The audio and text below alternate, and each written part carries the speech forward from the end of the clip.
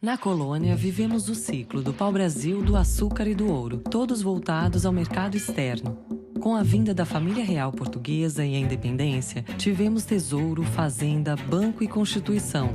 Enquanto o mundo viveu duas revoluções industriais, o Brasil continuou baseado em latifúndios, exportação e trabalho escravo.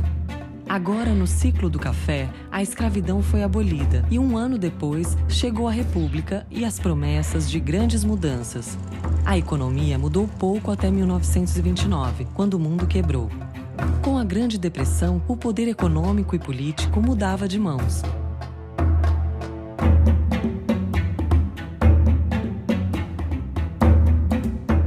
Em 29, explode a crise de 29, a crise do capitalismo mundial.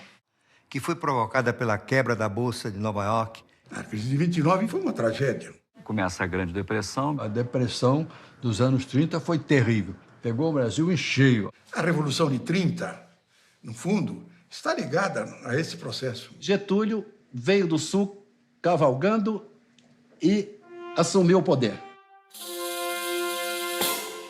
A economia brasileira ainda dependia muito das exportações do café e das exportações de produtos primários.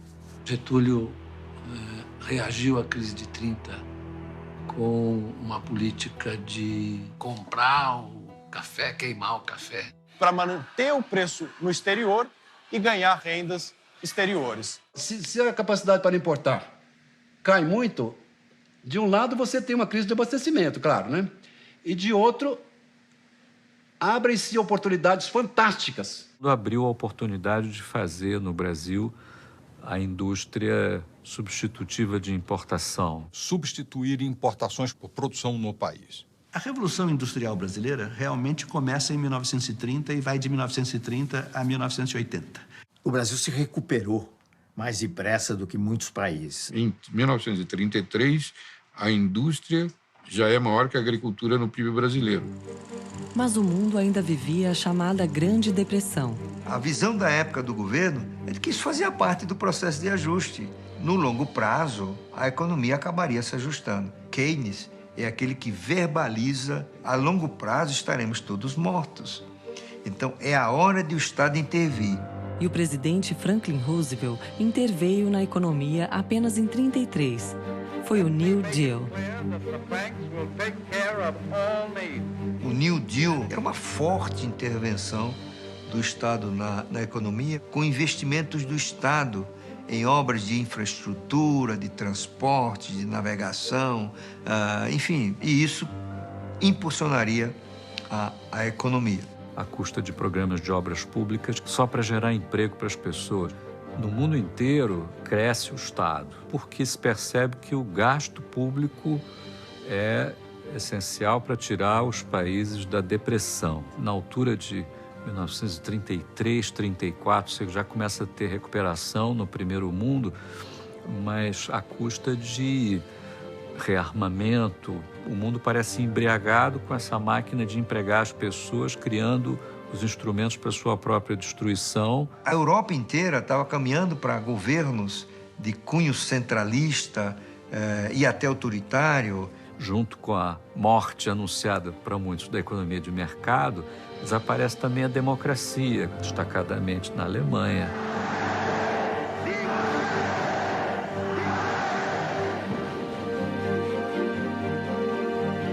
Vários regimes autoritários surgem no mundo inteiro, também na Itália e no Brasil. O Estado brasileiro deixou de ser um Estado liberal oligárquico para ser um Estado desenvolvimentista, ou nacional desenvolvimentista, como se falava, a partir de 1930. Quer dizer, o Vargas, em 37, ele golpeia, né? Ele golpeia e nasce um Estado Novo. Crescentemente, a postura intervencionista do varguismo vai aumentando. Ele criou aqui no Estado Novo, que era fascista, o parafascista. Mas aí veio a guerra de 39, em 45. A Segunda Guerra Mundial. Meanwhile, the Allied strategic air assault on Fortress Europe went on with ever-mounting power. Day and night, the Allied air forces sent their bomb cargoes into the vitals of Hitler's self-proclaimed kingdom. Targets, factories, aerodromes, synthetic fuel plants.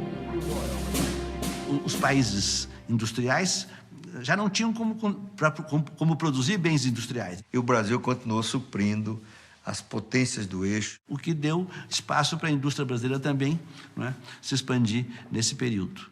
Muitas coisas estatais foram criadas nesse período e a semente de outras coisas que viriam depois também.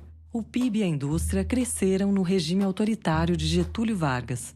Isso ele combinou com um ingrediente importante que foi o populismo. Havia uma população urbana, operária, e que poderia ser atraída para a sustentação do governo. E aí se criou todo um aparato institucional de ganhos para o trabalhador. Você teve uma série de legislações que foram sendo implementadas ao longo dos anos 30, que acabou na consolidação das leis do trabalho em 1943. Foi uma cópia da Carta del Lavoro, italiana do Mussolini. O salário mínimo foi instituído no Brasil em 43. Se tinha um número máximo de horas trabalhadas. Garantias de férias, impedir o trabalho de menores, regular o trabalho das mulheres. Ele criou uma reestrutura das relações de trabalho, os sindicatos, mas sempre sob a tutela do Estado. Os sindicatos controlados pelo governo, os dois lados, empresarial e de trabalhadores. Bom, criou uma máquina de ligação de clientelismo entre os sindicatos e o governo. Um sindicato único, reconhecido pelo Estado. Um imposto sindical fazendo com que o sindicato dependa do Estado de alguma forma. E o governo dando dinheiro e controlando tudo isso. Uma coisa bastante discutível, porque houve um atrelamento do sindicato ao Estado. E depois a manipulação política do sindicato para o partido que domina o governo, ou do qual o governo provém. Enquanto as disputas de classe eram controladas no Brasil, em 1945 a guerra chegava ao fim. E surgia a Guerra Fria. Já prevendo o fim da guerra, em 1944, as nações se reuniram para reorganizar a economia mundial. A economia mundial ficou muito desorganizada. Em 1944, há essa grande conferência em Bretton Woods para reordenar o sistema monetário internacional. É quando se inventa o FMI. Uma instituição, né, que, de alguma forma, deu assim as regras do jogo para o comércio internacional. Pode haver situações onde um determinado país se vê com falta de recursos. Ele nasceu para controlar déficit em contas correntes. Para evitar, inclusive, que este problema, localizado neste determinado país, se amplificasse. Para ajudar países nesse tipo de situação, sem um prejuízo muito grande às populações. Com o FMI, surgiram também a ONU e o PIB, o cálculo das riquezas produzidas em cada país. Acabou a Segunda Guerra Mundial, imediatamente a ONU convocou todo mundo e fez as regras sobre como ia ser feita a contabilidade nacional e, portanto, como ia ser calculado o PIB. PIB quer dizer Produto Interno Bruto, e ele é uma somatória de tudo o que se produz e que é considerado economicamente valioso. Nenhum país pode ser membro do FMI se ele não calcula direito isso. A Conferência Internacional de Bretton Woods, 1944, presume que cada país vai ter um banco central para cuidar da sua moeda. Um banco que manda nos outros bancos. E aí decide-se reforçar a atividade dos bancos centrais do mundo. Só que o Brasil não tem banco central. Então, por favor, Brasil, volte para casa e faça um banco central. O Dr. Bulhões tomou o compromisso de criar um banco central aqui no Brasil. Encontrou uma tremenda resistência no Banco do Brasil, dos políticos, dos empresários. A resistência era tão grande que ele resolveu fazer o que ele chamou de um embrião do Banco Central. Que é a criação da Superintendência da Moeda do Crédito, a SUMOC. Esse embrião do Banco Central, criado para funcionar 6 meses, 1 ano, durou 20 anos. A SUMOC manteve o Banco do Brasil como centro do sistema financeiro. O Banco do Brasil tinha funções, inclusive, de fazer o papel do Banco Central. A execução da política creditícia, da política monetária, da política cambial, estava basicamente com o Banco do Brasil. A SUMOC foi formalmente criada já no governo de Dutra. O Dutra começou muito mal, né, porque ele resolveu abrir a economia. Mas de uma forma tão indiscriminada que acabou resultando um inconveniente muito grande. Reduziu muito as reservas brasileiras, que eram fantásticas naquele período, tinham sido acumuladas durante a guerra e tudo, né? E um ano e meio depois, abandonou o liberalismo econômico. Depois de Dutra, Getúlio Vargas voltou à presidência em 1951. Bota o retrato do velho outra vez, né?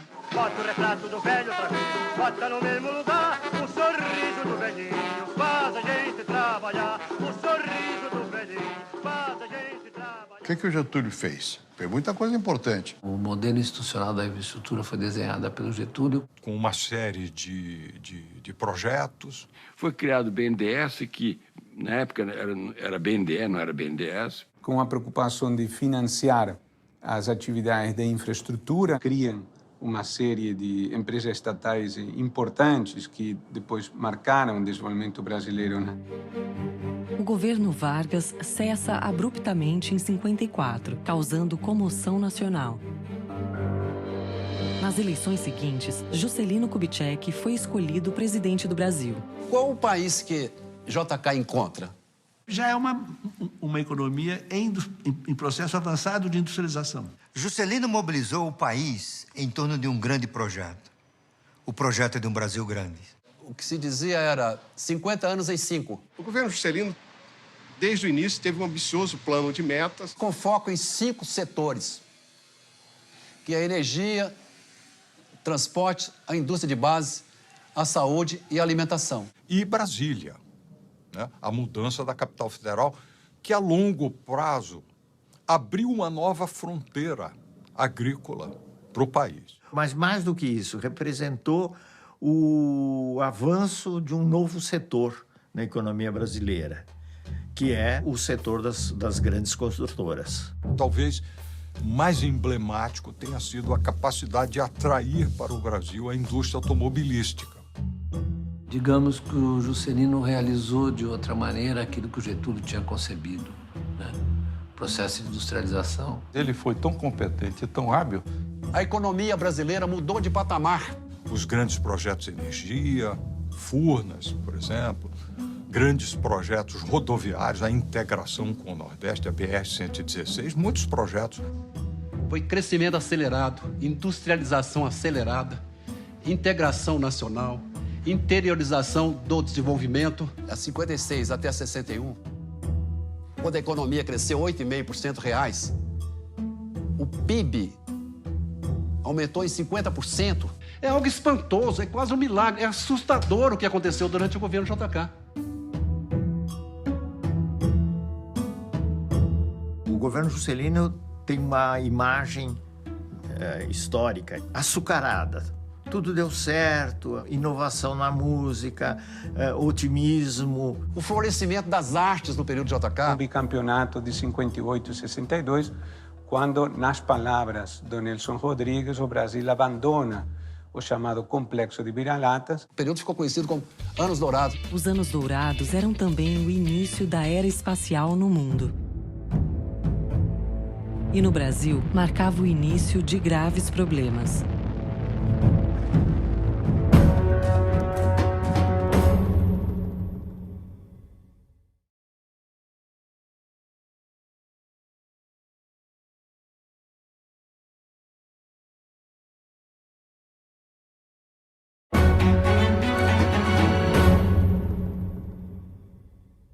Há um ovo da serpente que começa a se quebrar no governo Juscelino. A maior crítica que é feita a JK e a seu governo é econômica. JK é o pai da inflação. Brasília é a matriz da inflação brasileira, né? Disse isso, né? A sociedade viu o país começar a crescer sem ter que apertar o cinto e ficou eufórica. Só que depois a conta chegou. O Juscelino, diferentemente do Getúlio, foi irresponsável do ponto de vista fiscal, né? Ele resolveu construir Brasília e não tinha dinheiro para isso. Ele deixou uma herança de uma conta muito grande a ser paga. A inflação ficou muito assanhada mesmo. Uma das forças que impulsionam a inflação é a gastança excessiva do governo. Antes de 64, você aprovava às vezes 10, 11 vezes os gastos do que o orçamento podia suportar. Se ele gasta mais do que arrecada, então tem de recorrer a empréstimos ou então bota mais moeda em circulação. Ele emitiu para valer. O que significa, olhando do lado da moeda, significa inflação. Mas a inflação ainda não era vista como um grande problema. Quando a inflação chegou a 2 dígitos, nos anos 40, começaram a ter as teorias que a inflação era indutora do crescimento econômico. Era o debate entre estabilidade e crescimento. Parecia que para crescer tinha que continuar volátil, instável e em crise, né? E que estabilidade ia levar à estagnação. Ao combater a inflação, você tomaria medidas que produziriam uma redução do crescimento, como uma redução do gasto público ou uma elevação da taxa de juros, e que isso aí eram medidas recessivas. Muita gente acreditou nessa lorota. A inflação que é uma maneira pela qual você vai tirando o valor de quem tem a moeda nas mãos. Cada unidade monetária que você tem na mão, cada vez compra menos. A inflação é um imposto sobre o pobre. É colocar a mão no bolso de cada cidadão brasileiro, corroendo o poder de compra da renda dos brasileiros. Então, o governo, na verdade, com a inflação, retira o poder aquisitivo da população, se apropria dele de uma forma traiçoeira. Inflation was a kind of tax on everybody that took away savings, but it wasn't one that was voted on by the public. Alguém que diga que o imposto sobre o pobre deve ser a base do progresso de uma nação é um pervertido, entendeu? Devia estar preso. A conta foi entregue a Jânio Quadros, que achou mais urgente proibir maiôs nos concursos de Miss, biquínis nas praias e o lança-perfume nos bailes de carnaval. O Brasil estava vivendo desequilíbrio fiscal e crise inflacionária. Setor externo desarrumado, balanço de pagamento desequilibrado, a inflação em alta. A bomba caiu no colo do sucessor e, de certa maneira, isso preparou o terreno para o golpe militar de 64. Que era o período da Guerra Fria. Então, havia um princípio de estabilidade política, não só no Brasil. Nas décadas de 1940, 50 e 60, diversos países se tornaram independentes. No mundo inteiro, essa disputa de áreas de poder, de influência entre União Soviética e Estados Unidos se projetava nos países, né? Em 1959, nós temos a Revolução Cubana.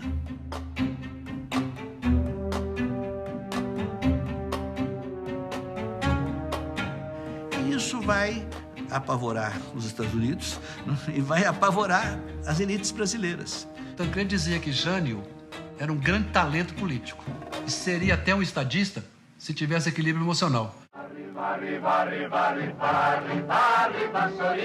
Em agosto acaba o governo Jânio Quadros, entra o governo do João Goulart. Foi um governo complicado pela resistência. Não era confiável para o poder militar.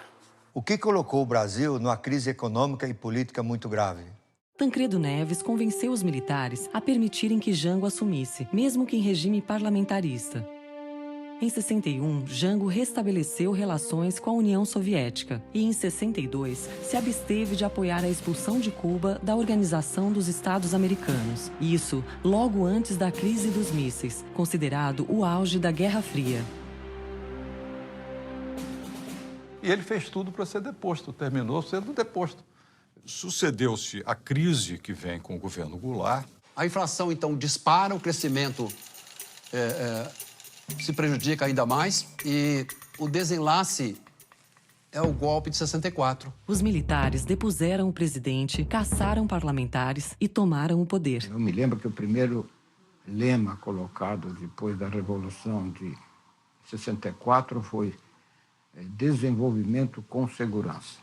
O discurso era de uma intervenção corretiva. Tinha o pretexto do combate ao comunismo na política e o combate à inflação e à corrupção. Arrumar a casa, devolver o poder a quem o povo eleger, em 3 de outubro de 65.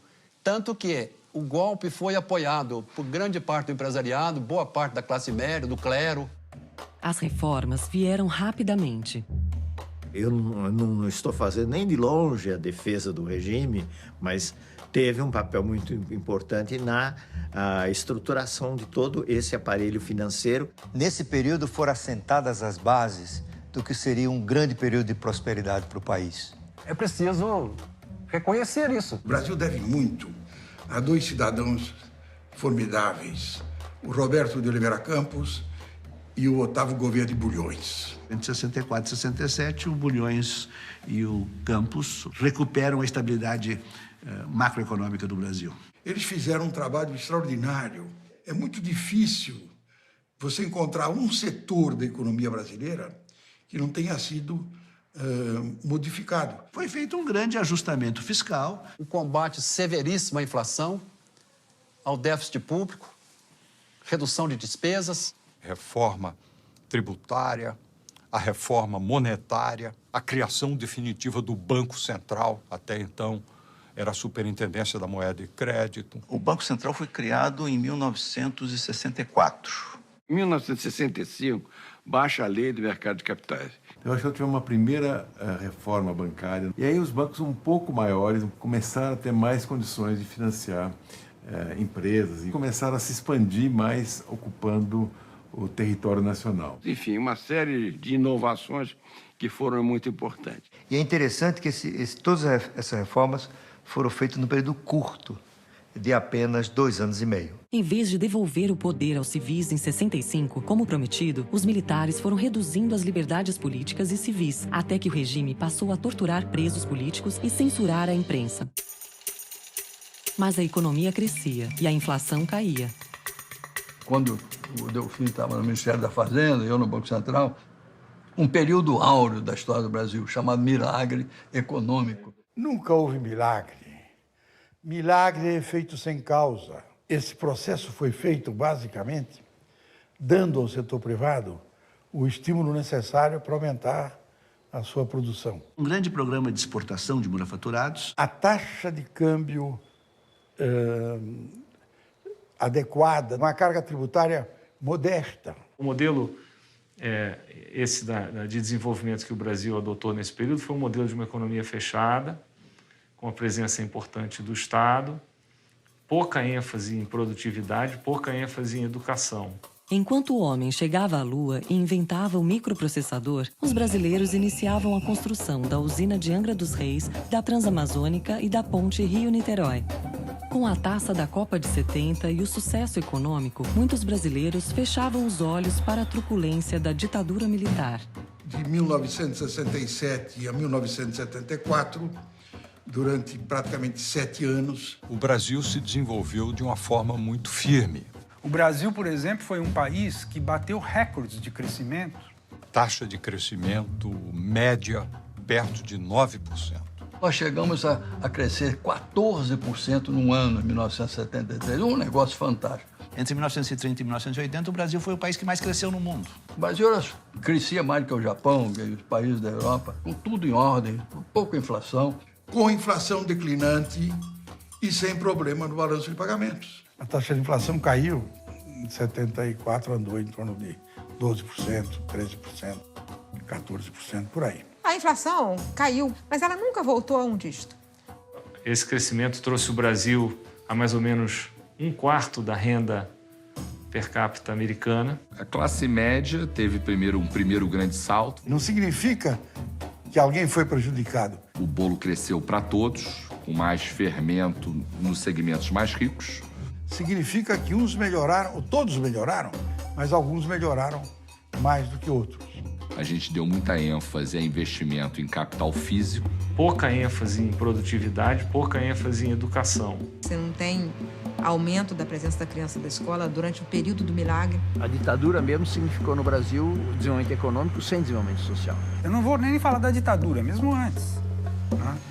Por exemplo, quando você decide que é mais importante você criar um monopólio do petróleo do que investir em educação, você está dando um exemplo típico de que não há uma consciência realmente. Isso gerou um país com uma distribuição de renda extremamente desigual. Isso foi tudo feito num ambiente de descaso absoluto com a questão da desigualdade.